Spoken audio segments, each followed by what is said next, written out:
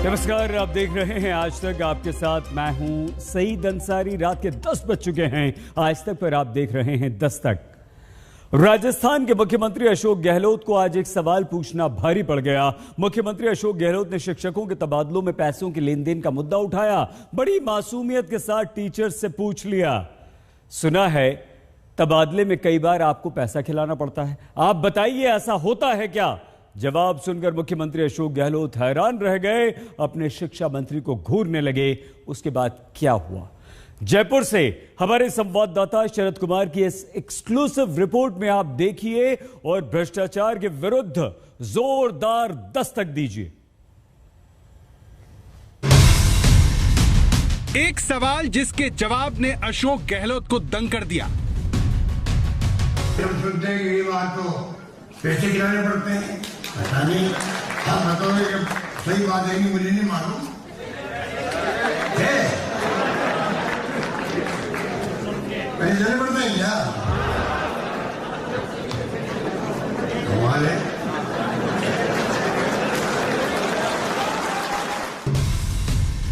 एक सवाल जिसका जवाब सुनकर अपने ही मंत्री को घूरने लगे गहलोत। पैसे देने पड़ते हैं क्या? कमाल है।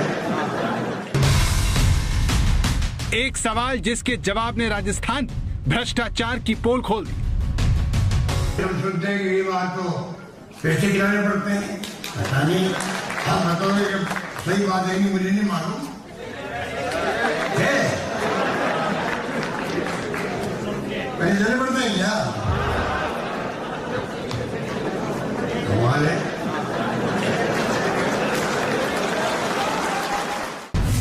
जयपुर का बिरला ऑडिटोरियम, जहां शिक्षक सम्मान समारोह में मुख्यमंत्री अशोक गहलोत के एक प्रश्न ने उनकी ही सरकार में चल रहे ट्रांसफर पोस्टिंग के भ्रष्टाचार को बेपर्दा कर दिया। मौका था राजस्थान सरकार के राज्य स्तरीय शिक्षक सम्मान समारोह का, जिसमें राज्य के स्कूलों में बेहतरीन काम करने वाले शिक्षकों को सम्मानित करने के लिए बुलाया गया था। इस दौरान अपने संबोधन में मुख्यमंत्री अशोक गहलोत टीचरों का हौसला बढ़ा रहे थे। आप तो जानते ही हैं, स्कूलों में पढ़ाई अच्छी हो, स्कूलों में टीचर जाए। उन्हें जरा भी अंदाजा नहीं था कि जैसे ही बात ट्रांसफर पोस्टिंग के सवाल की आएगी तो शिक्षकों का मिलने वाला जवाब उन्हें हक्का बक्का कर देगा। उसमें कमी नहीं रखेंगे, बाकी हमारे ऊपर छोड़ दीजिए। आप तो जानते ही हैं, स्कूलों में पढ़ाई अच्छी हो, स्कूलों में टीचर जाए। ट्रांसफर पॉलिसी की बात भी आपने करी थी, वो बहुत गंभीर विषय है। उस पर भी आप कोई सुझाव दीजिए मंत्री जी को कि भाई ट्रांसफर पॉलिसी ऐसी बनना, किसी का हाथ बननी नहीं। अभी क्या हो रहा है कि जिसकी जो चल गई है एमएलए के साथ में या एमपी के साथ में, पैसे गिराने पड़ते हैं, पता नहीं आप बताओगे कि। इसके बाद गहलोत ने वो पूछ लिया जिसके बदले में उन्हें वो जवाब मिला जिसकी उम्मीद उन्हें सपने में भी नहीं होगी। पैसे देने पड़ते हैं क्या? कमाल है। अपने संबोधन में गहलोत ने समारोह में मौजूद शिक्षकों से पूछा कि क्या ट्रांसफर के लिए उन्हें पैसे खिलाने पड़ते हैं। खुले मन से मुख्यमंत्री अशोक गहलोत के पूछे गए सवाल को वहां मौजूद शिक्षकों ने एक सुनहरे मौके के रूप में लिया और पूरी ताकत से कह दिया कि हाँ, हमारा ट्रांसफर बिना पैसे लिए नहीं होता। ट्रांसफर पॉलिसी की बात भी आपने करी थी, वो बहुत गंभीर विषय है। उस पर भी आप कोई सुझाव दीजिए मंत्री जी को कि भाई ट्रांसफर पॉलिसी ऐसी बनना, किसी का हाथ बननी नहीं। अभी क्या हो रहा है कि जिसकी जो चल गई है एमएलए के साथ में या एमपी के साथ में,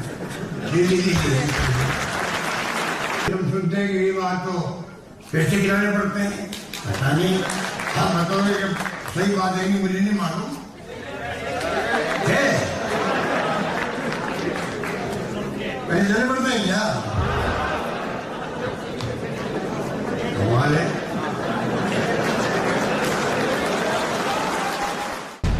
शिक्षकों के जवाब से मुख्यमंत्री लाजवाब हो गए। उनका चेहरा देखने लायक था।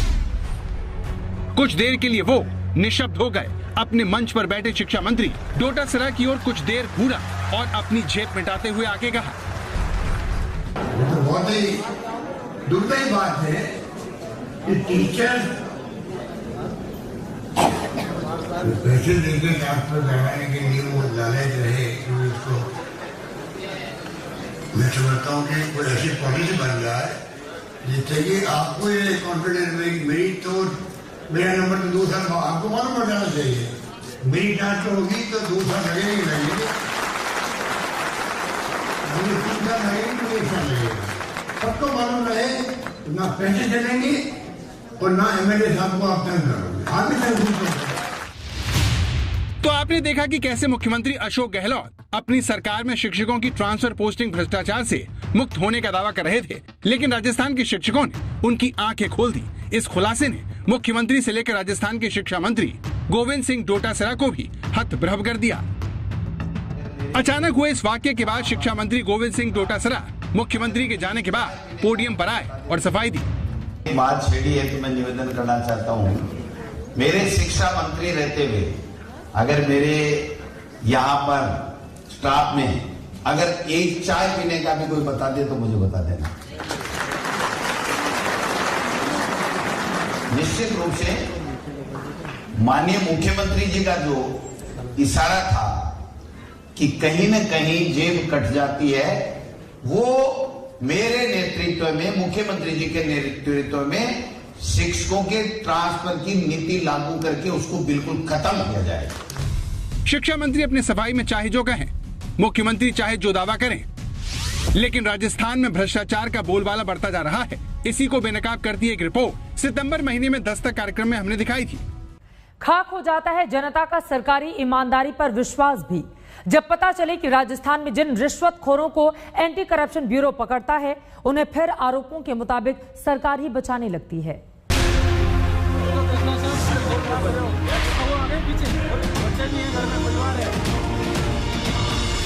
राजस्थान के सिरोही में रिश्वतखोर के घर का दरवाजा तोड़ते एंटी करप्शन ब्यूरो के अधिकारियों को देखिए। चाय बनाओ, ये दिख रहा है हमें भी।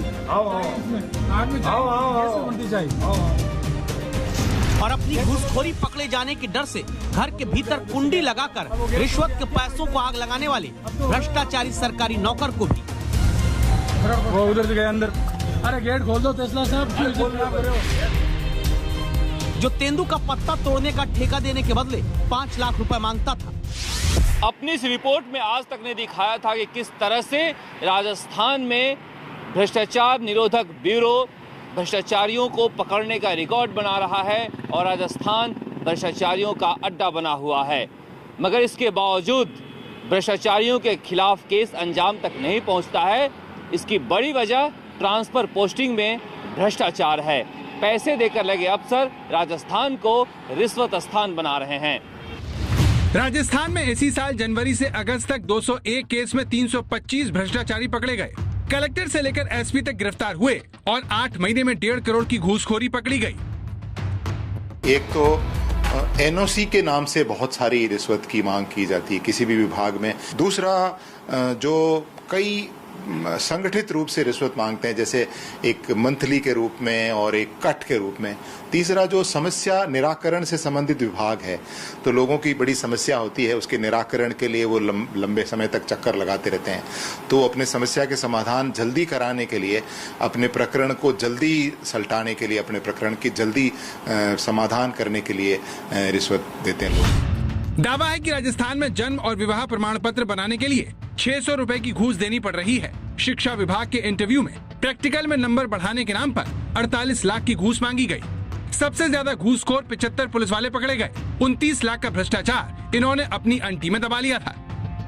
ग्रामीण विकास और पंचायती राज विभाग ने गाँव में काम के बदले 28 लाख की रिश्वत केवल एनओसी देने के बदले मांगी। सरकारी मेडिकल कॉलेज से जुड़े 26 लोग गिरफ्तार हुए, जिन्होंने आईसीयू में बेड देने से लेकर ऑक्सीजन सिलेंडर देने तक के नाम पर 23 लाख की घूसखोरी की। राजस्थान में एंटी करप्शन ब्यूरो तो अपना काम करता है, लेकिन भ्रष्टाचारियों के संरक्षण के आरोप लगते हैं। दावा है कि भ्रष्ट अधिकारी पर केस की इजाजत जल्दी नहीं मिलती। नतीजा यह है कि रिश्वत लेते पकड़े गए एसपी मनीष अग्रवाल मुकदमा चलाने की इजाजत न मिलने पर छूट गए। 7 महीने में 309 कर्मचारी करप्शन करते हुए पकड़े तो गए, लेकिन 180 पर ही मुकदमा चलाने की इजाजत मिली। ये हाल तब है जब राज्य का गृह और एंटी करप्शन ब्यूरो विभाग सीधे अशोक गहलोत के पास है, जिनके एक मासूम सवाल ने उनकी सरकार में चल रहे इस भ्रष्टाचार के खेल को सबके सामने ला दिया। ट्रांसफर पॉलिसी की बात भी आपने करी थी वो बहुत गंभीर विषय है। उस पर भी आप कोई सुझाव दीजिए मंत्री जी को कि भाई ट्रांसफर कॉलेज ऐसी बनना किसी का हाथ बनने नहीं। अभी क्या हो रहा है कि जिसकी जो चल गई है एमएलए के साथ में या एमपी के साथ में दिल्ली हम सुनते हैं कि ये बात तो पैसे गिराने पड़ते हैं। ऐसा नहीं, आप बताओगे कि सही बात है कि मुझे नहीं मालूम है, पैसे देने पड़ते हैं क्या? कमाल है।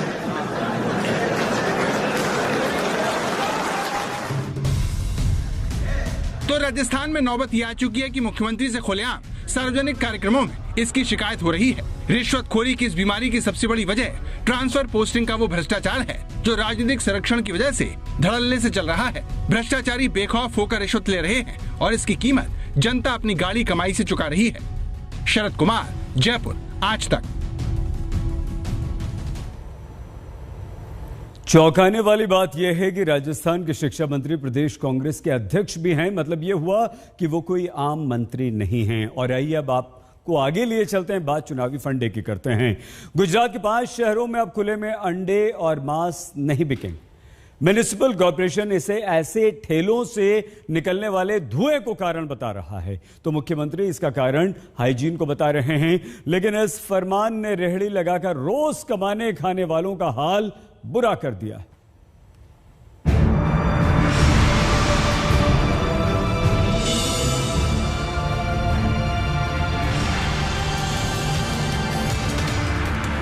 पहले तो कोरोना 2 साल चला, सब हैरान हुए। 50-60 हज़ार रुपया कर्जा हो गए, खाने पीने का बहुत तकलीफ है। अभी ये टाइम में फिर वापस बंद कर देंगे और तकलीफ पड़ेगा। और मैं तो सरकार को बोलूँगा, अहमदाबाद सरकार को, ये गलत फैसला है सर। 7 साल से अंडा और ऑमलेट बेचकर अपना पेट पाल रहे राजू जिस फैसले को गलत बता रहे हैं, जिसे बदलने के लिए गुहार कर रहे हैं, वो फैसला आपको भी राजू की तरह परेशान कर देगा। बंद हो जाएगी सर तो अब क्या करें, बंद कर देंगे और क्या। पर मैं सरकार को बोल, घर तो अब कुछ मजदूरी में नाद करना पड़ेगा। ऐसे सरकार को नहीं करना चाहिए, किसी के पेट पे लात नहीं मारना चाहिए। ये सब कहते हुए राजू का कलेजा मुंह को आ गया। गुजरात में राजू जैसे हजारों लोगों के सिर पर बेरोजगारी की तलवार लटक रही है, जिसकी वजह सरकारी फरमान है। गुजरात में अंडा और मांस बेचने वालों के बुरे दिन शुरू हो गए हैं। कई शहरों के म्युनिसिपल कॉर्पोरेशन ने खुले में नॉनवेज और अंडा बेचने पर पाबंदी लगा दी है। ये अहमदाबाद की तस्वीरें हैं, जहां पर अंडा ऑमलेट बेचने वालों की रेहड़ी को नगर निगम के कर्मचारी उठा कर ले गए और अपने पीछे छोड़ गए गम और मायूसी। तो हम लोग का जब बंद करा रहे हैं तो 10 परिवार हम लोग गरीब आदमी चला रहे हैं, तो हम लोग फिर कहाँ जाएंगे, क्या खाएंगे, क्या करेंगे। तो उसको आप लोग कुछ करिए या कुछ बताइए, या नहीं तो हम लोग का जगह दीजिए धंधा करने का, या कोई नौकरी दीजिए अच्छा, तो ये हम लोग का गुंजाइश होगा। नहीं तो हम लोग कहाँ जाएंगे, फिर चोरी चराकी करेंगे तो बोलेगा आप लोग चोरी कर रहे हो, डकैती कर रहे हो। गुजरात में राजकोट, जूनागढ़, भावनगर, वडोदरा और अहमदाबाद म्युनिसिपल कॉर्पोरेशन अंडा और मांस बेचने वाले रेहड़ी वालों को सड़कों से हटाने का फैसला किया है। अब इन शहरों में स्कूल, कॉलेज और धार्मिक स्थानों के 100 मीटर तक रेहड़ी पर अंडा और मांस बेचने वाले नहीं दिखेंगे। म्युनिसिपल कॉर्पोरेशन ने इसकी वजह इन ठेलों से निकलने वाले धुएं को बताया है, जिससे राहगीर आंखों में खुजली की शिकायत कर रहे हैं। थोड़े दिन पहले छोटे बालक और महिलाओं की मांग थी कि हम लोग जब रास्ते में से जाते हैं तो एरिया जो है, पर्टिकुलर जो एरिया है कि जहाँ पे नॉनवेज की लारी होती है, नॉनवेज बेचा जाता है, वहाँ पे जाते समय आंखों में इचिंग होती है। वो जो बनाते हैं खुले में, जो सब नॉनवेज बनाते हैं, इससे बहुत आंखों में इचिंग होती है, डिफिकल्ट होती है। अहमदाबाद महानगर से लोगों की शिकायत आ रही थी कि जो मुख्य जनमार्ग है वहाँ पे नॉनवेज, अंडा, आमलेट, मछली, ये सब की लारी दिखाई देती थी, तो लोग बहुत सिफारिश करते थे। तो आज टाउन प्लानिंग कमेटी के अंदर एक निर्णय किया गया कि जो जनमार्ग है वहाँ से ये लारी हटाई जाएगी। बाद में धार्मिक प्लेस है, स्कूल है, कॉलेजेस है, हॉल है, उसके आसपास भी 100 मीटर के दायरे में भी एक स्टैंडिंग कमेटी का ठहराव था। वो ठहराव 100 मीटर के अंदर नहीं रह सकते। लेकिन यहाँ पर सवाल उठता है कि क्या अंडा और मांस की रेहड़ी से ही ये सारा धुआं उठता है? जब इस पर विवाद बढ़ा तो मुख्यमंत्री ने एंट्री मारी और इस फैसले को एक नया ही आयाम दे दिया। કોઈ વેજ ખાય કોઈ નોનવેજ ખાય એનાથી અમારો પ્રશ્ન ના હોય, પણ લારીમાં વેચાતો ખાદ્ય પદાર્થ એ સ્વાસ્થ્યને હાનિકારક ના હોય એટલા પૂરતી જ વાત છે.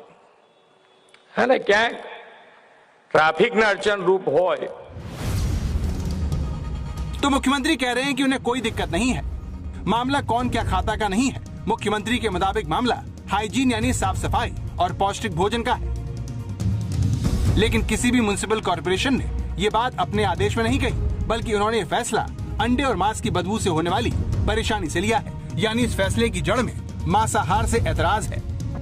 दुकान के अंदर जो सेल करते हैं उसने लाइसेंस किया है और नहीं लिया है, लेकिन फिर भी वो बाहर दिखा नहीं सकते, उसको भी पेटी के अंदर रखना पड़ेगा, बोर्ड लगा सकेगा और पेटी के अंदर रख के लाइसेंस लेके वो बिजनेस कर सकेगा, वरना उसको भी एफटेट डिपार्टमेंट सील कर देगा. यही वो बात है जो किसी को भी नहीं पच रही. इसका विरोध भी शुरू हो गया है. अहमदाबाद के श्रमिक संगठनों का कहना है कि वो इसके खिलाफ हाई कोर्ट जाएंगे. जिसका धंधा अंडे का या नॉनवेज का नहीं है और जो सादा नाश्ता सुबह सुबह में जो कर रहे हैं उनको भी आज उठा दिया गया है.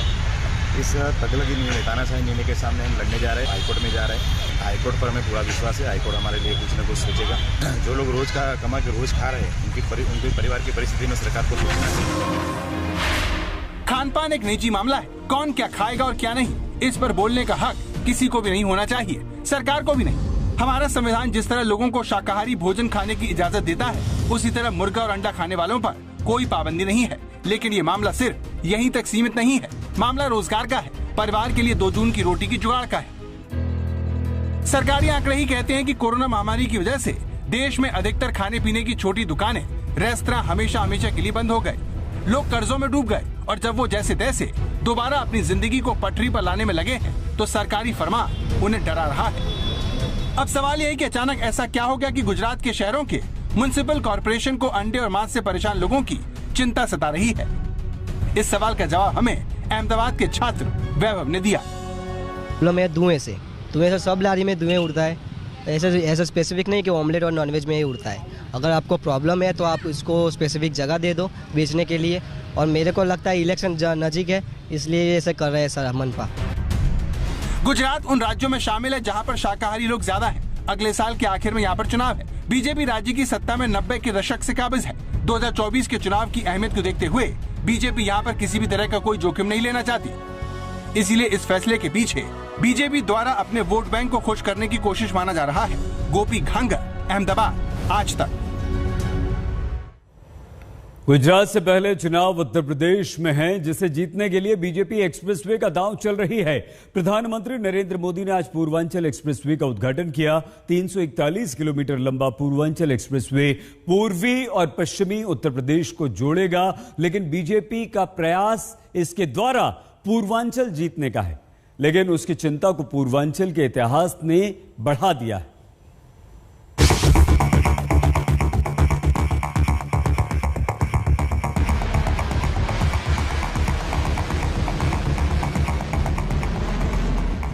प्रधानमंत्री नरेंद्र मोदी को आपने उनके विशेष विमान या फिर हेलीकॉप्टर से कार्यक्रम में पहुंचते हुए देखा होगा, लेकिन पूर्वांचल एक्सप्रेसवे पर पीएम मोदी हरक्यूलिस विमान पर सवार होकर पहुंचे.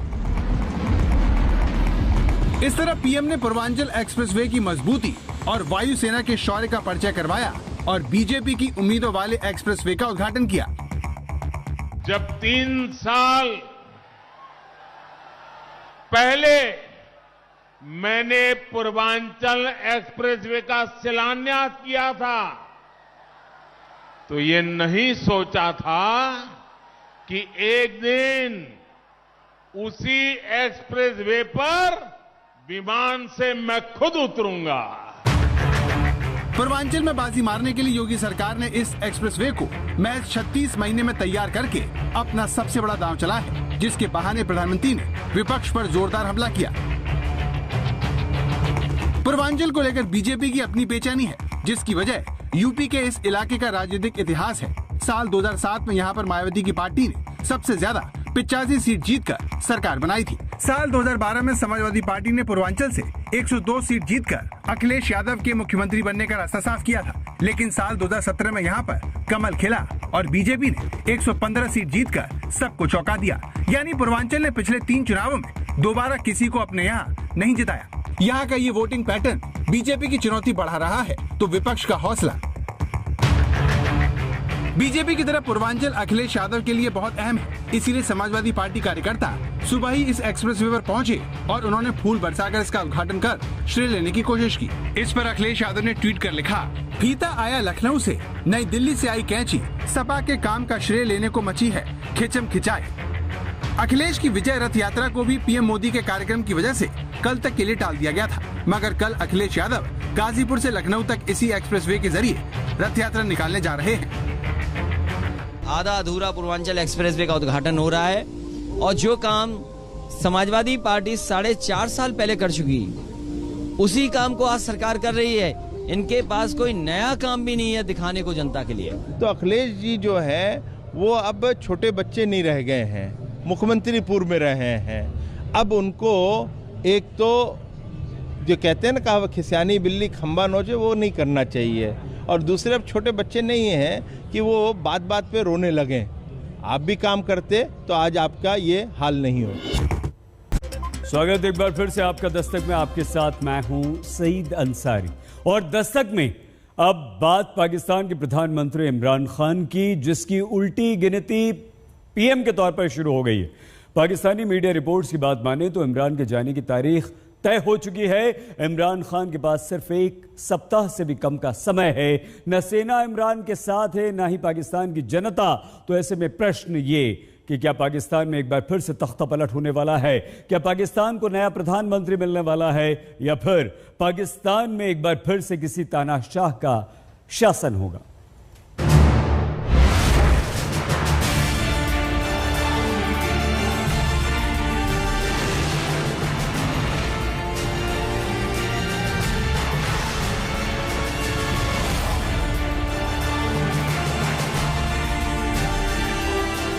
पाकिस्तान में इमरान सरकार की उल्टी गिनती शुरू हो गई है कि इमरान खान साहब के खिलाफ सिस्टम के अंदर बहुत सारी चीजें हरकत में आ चुकी हैं।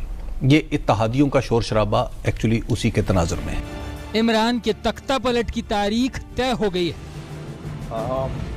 ऐसे लगता है कि खान साहब की कश्ती डूब रही है, और डूब इसलिए रही है कि वो कश्ती को जो चलाने वाले थे वो चले गए, और या कश्ती को जो डूबने से रोक रहे थे वो उतर गए कश्ती से और चले गए। और 19 तारीख या 20 तारीख बड़ी क्रिटिकल है, जबकि एक एजेंसी का जो कमांड है, जो एक सतून बनी हुई थी इमरान खान साहब की हुकूमत, वो कमांड तब्दील हो रहा है। खान साहब ने पूरी कोशिश की है कि वो ना हो, मगर उसके बावजूद वो होने जा रहा है, जिसकी वजह से बहुत सी तलखियां भी पैदा हो गई हैं। क्या इस संडे को ही हो जाएगी इमरान खान की छुट्टी? मिर्जा गालिब का शेर है कि मुश्किलें इतनी पड़ी मुझ पे कि आसान हो गई। वो आपकी मुश्किलें आसान होती जाती हैं, फिर आपको आज मुश्किल लगती है, वो महीने के बाद वो आपको मुश्किल नहीं लगेगी। पाकिस्तान में इमरान खान की कुर्सी डगमगा रही है। जिस आर्मी के भरोसे इमरान खान ने सत्ता हासिल की, आज वही पाकिस्तानी आर्मी इमरान खान को सत्ता से हटाने का मन बना चुकी है। जिन लोगों ने इमरान पर भरोसा किया, आज वही इमरान को अपनी सबसे बड़ी गलती बता रहे हैं। ये इत्तेहादियों का शोर शराबा एक्चुअली उसी के तनाजुर में है। अच्छा। और आप मजे की बात यह है कि इसमें तनाजुर तो वही है, लेकिन हकायक भी कुछ ज्यादा दूर की बात ही। हकायक ये हैं कि कराची के लिए कोई काम हुआ क्या एमकेएम के साथ जो वादे किए गए थे कि कराची में ये करेंगे वो हुआ? तारिक बशीर चीमा साहब कहने लगे कि बहावलपुर में हर रोजाना की बुनियाद पे कोई अफसर तब्दील हो जाता और मुझे पता भी नहीं होता। अब उसकी भाई आपको इत्तेहादी साथ चलाने का पाकिस्तान के माहौल में एक खास तरीका है। आप वजीर आला से आप जब कोई काम कराने जाते हैं तो वजीर आला साहब आपको मिलते ही नहीं है। BMLQ का ये शिकवा है। तो जब इस तरह के शिकवे पैदा हो जाए तो इसका मतलब, और साथ फिर दोस्त भी नाराज हो चुके हों, रंजिशें बढ़ चुकी हों, सिस्टम के अंदर चीजें आपके खिलाफ कलें और लिवर्स हिलना शुरू कर दें, तो इसका मतलब है कि आप जा रहे हैं।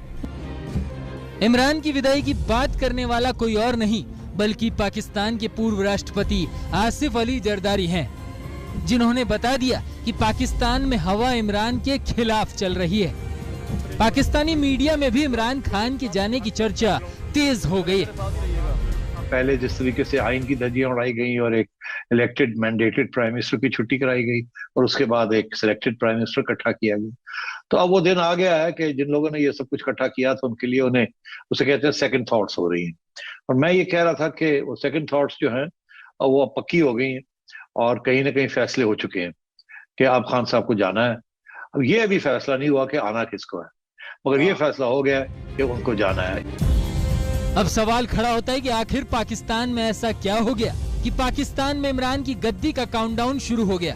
तारीख मुकर्रर हुई है 20 और 21 नवंबर की, यानी अगले सोमवार को इमरान सत्ता पर रहेंगे या नहीं। अब पाकिस्तानी मीडिया में बहस इस बात पर हो रही है।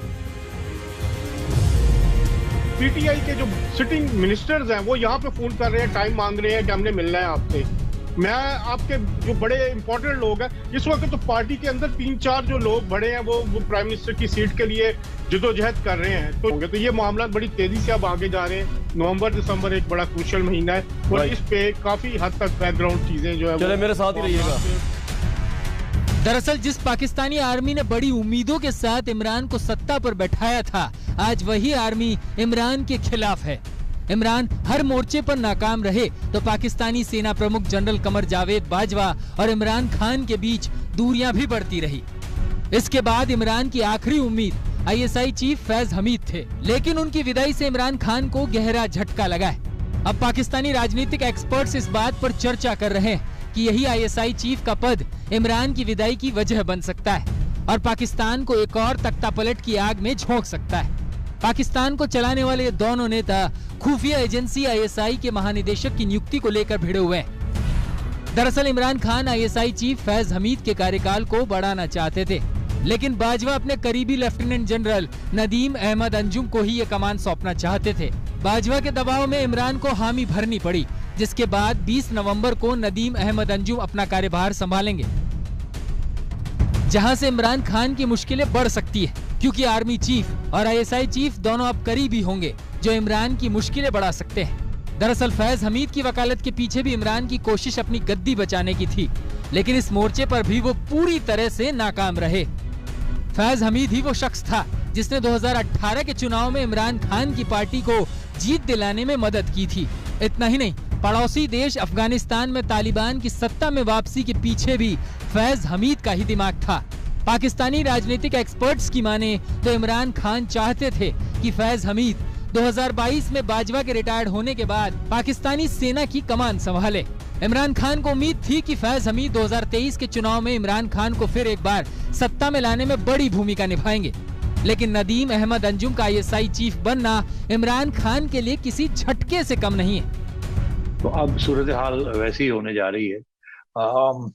ऐसे लगता है कि खान साहब की कश्ती डूब रही है, और डूब इसलिए रही है कि वो कश्ती को जो चलाने वाले थे वो चले गए, और या कश्ती को जो डूबने से रोक रहे थे वो उतर गए कश्ती से और चले गए। और 19 तारीख या 20 तारीख बड़ी क्रिटिकल है, जबकि एक एजेंसी का जो कमांड है, जो एक सतून बनी हुई थी इमरान खान साहब की हुकूमत, वो कमांड तब्दील हो रहा है। खान साहब ने पूरी कोशिश की है कि वो ना हो, मगर उसके बावजूद वो होने जा रहा है, जिसकी वजह से बहुत सी तलखियां भी पैदा हो गई हैं। पाकिस्तानी मीडिया में ऐसी अटकलें हैं कि इमरान खान के सामने 2 विकल्प रखे गए। पहला विकल्प, इमरान खान खुद 20 नवंबर से पहले पद से इस्तीफा दे दें। दूसरा विकल्प, संसद में विपक्ष इन हाउस बदलाव करेगा। दोनों ही विकल्प में इमरान खान की कुर्सी का जाना तय है। इस बीच पाकिस्तानी मीडिया में खबरें तेज हो रही हैं कि पाकिस्तानी आर्मी ने इमरान खान का विकल्प भी तैयार कर लिया है। पाकिस्तानी मीडिया में इस बात की चर्चा शुरू हो गई कि नवाज शरीफ कभी भी पाकिस्तान लौट सकते हैं, क्योंकि उनकी जनरल बाजवा से दोस्ती हो गई है। इस तरह के शिकवे पैदा हो जाए तो इसका मतलब, और साथ फिर दोस्त भी नाराज हो चुके हों, रंजिशें बढ़ चुकी हों, सिस्टम के अंदर चीजें आपके खिलाफ कलें और लिवर्स हिलना शुरू कर दें, तो इसका मतलब है कि आप जा रहे हैं। फिर दोस्तों में जब शक्कर-रंजियां पैदा हुई, शक्कर-रंजियों से फिर रंजिशें पैदा हो गई। अब वो रंजिशें तकरीबन बढ़ के एक दूसरे को बर्दाश्त ना करने की और सबक सिखाने तक पहुंची हुई हैं। अब पाकिस्तान में चर्चा यह है कि आखिर इमरान का उत्तराधिकारी होगा कौन। क्या पाकिस्तान की हुकूमत एक बार फिर सेना के हाथ में जाएगी और तानाशाह राज होगा, या इमरान की तरह किसी नए प्यादे की तलाश की जाएगी जो कि कठपुतली की तरह काम करे। आज तक ब्यूरो।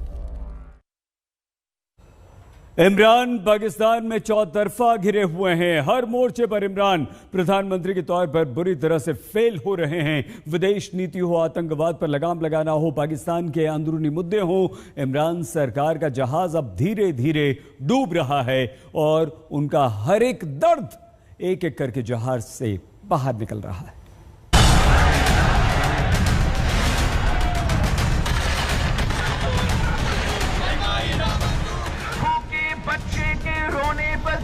पाबंदी लगाओगे? नए पाकिस्तान का सपना दिखाने वाले इमरान खान हर मोर्चे पर फेल हुए। कश्मीर के मुद्दे पर पूरी दुनिया में उनकी फजीयत हुई। अफगानिस्तान के मुद्दे पर पाकिस्तान चौतरफा गिर गया।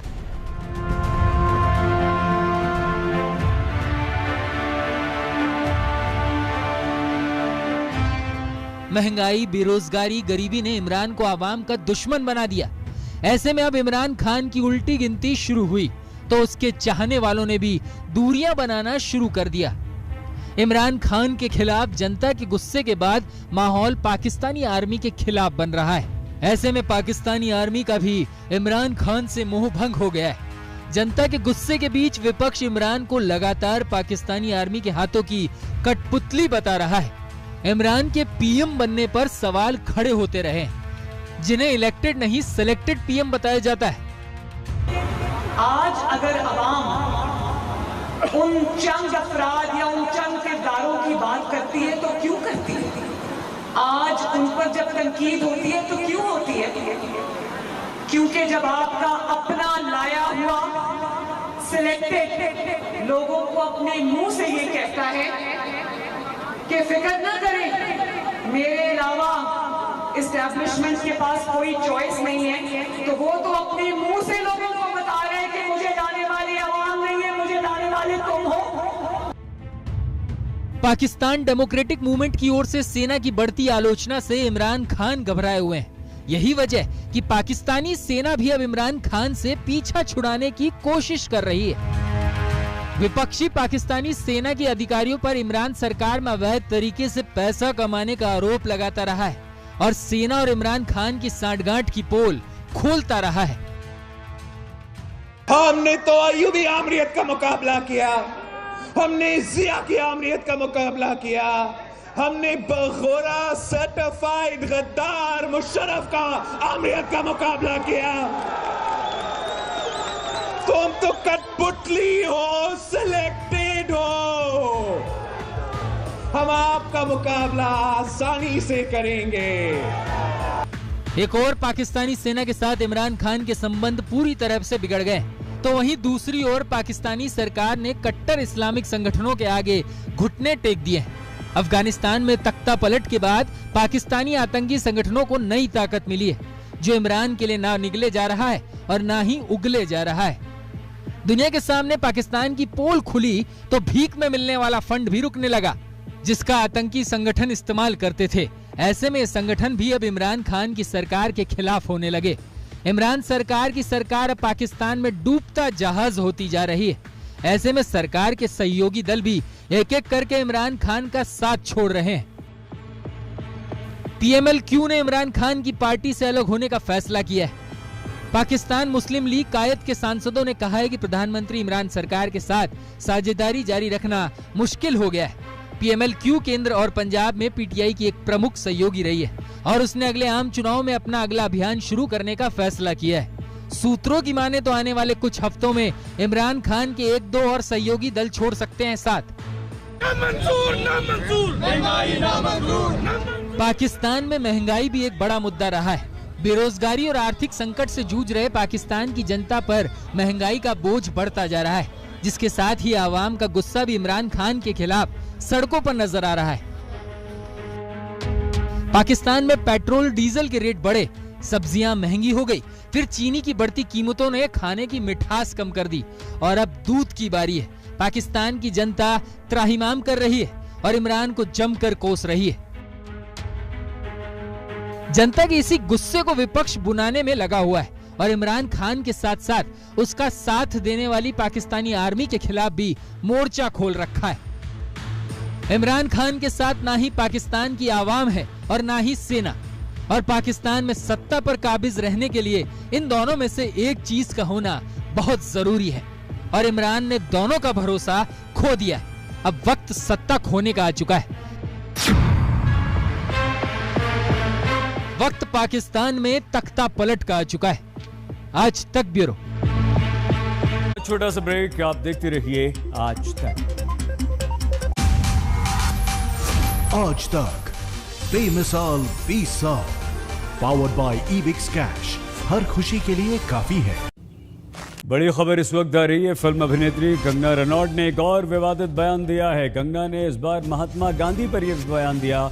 महात्मा गांधी को भूखा और चालाक बताया। सत्ता का भूखा और चालाक गांधी जी चाहते थे भगत सिंह को फांसी हो, ये भी कंगना रनौत ने कहा। युवा सोच समझकर अपना हीरो चुने। कंगना रनौत आगे कहती हैं, युवाओं को ये सलाह देती हैं कि महात्मा गांधी नहीं, बल्कि आप सोचिए समझिए, बल्कि आप सोच समझकर अपना हीरो चुनिए।